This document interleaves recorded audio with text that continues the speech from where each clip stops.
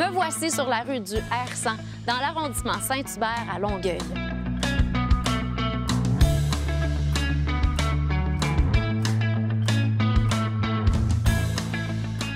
Le nom du R100 évoque l'une des plus extraordinaires aventures du monde aérien des années 20, l'histoire d'un géant des airs. Le R100, c'est un aéronef expérimental conçu par le Royaume-Uni au milieu des années 20. À l'époque, le R100, c'est le plus gros ballon dirigeable au monde.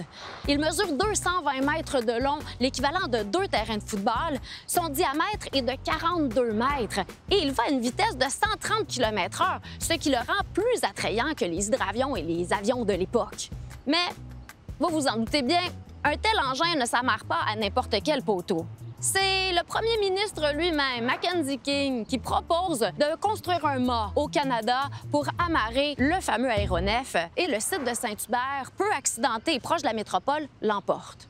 On y construit donc un mât gigantesque, 91 mètres de haut, avec ascenseur, escalier à 200 marches et avec une plateforme qui couronne le tout pour recevoir les visiteurs.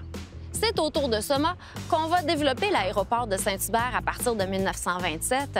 Le premier aéroport civil construit par le gouvernement fédéral, les autres aéroports canadiens étant municipaux, militaires ou privés.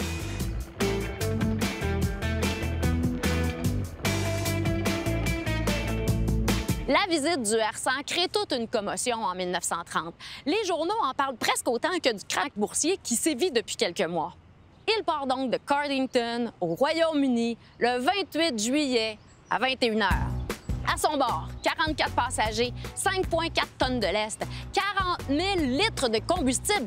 Le ballon est gonflé à l'hydrogène. C'est une substance extrêmement inflammable. C'est la raison pour laquelle on cuisine à l'intérieur du ballon dirigeable à l'électricité et qu'on oblige les passagers à mettre des bottines avec des semelles en caoutchouc pour éviter les chocs électrostatiques. En ce qui concerne les réserves d'eau, une gouttière est installée à l'extérieur du ballon dirigeable. Quand celui-ci passe dans une nappe de brouillard, les gouttelettes sont emprisonnées dans la gouttière et dirigées vers des réservoirs. À l'intérieur, le R100 est aménagé avec luxe et goût. Une salle à dîner, des cabines pour dormir, une salle de repos avec fenêtre pour voir le paysage. Il y a même un ascenseur qui relie la salle à dîner à la cuisine.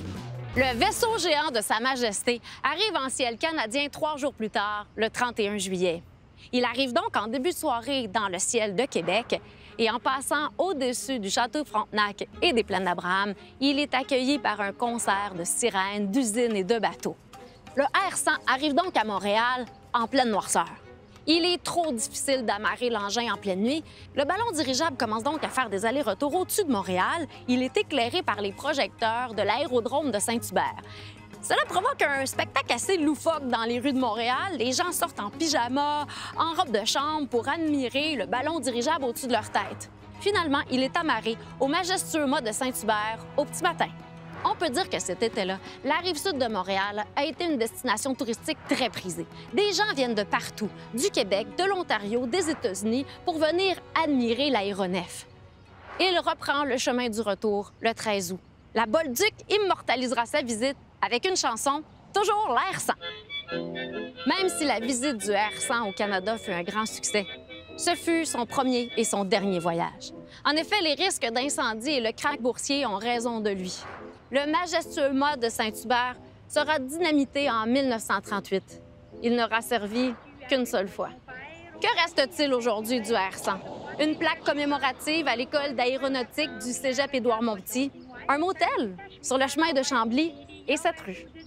Même si le succès du Titanic du ciel fut de courte durée, son nom est gravé dans la toponymie longueuilloise. Et du cerf-sang, petite fille de cerf-sang, moi je trouve ça du bon sens. C'est les culottes l'air-sang, les pyjamas l'air-sang, glacière l'air-sang, glacière l'air-sang, tout le monde parle de l'air-sang.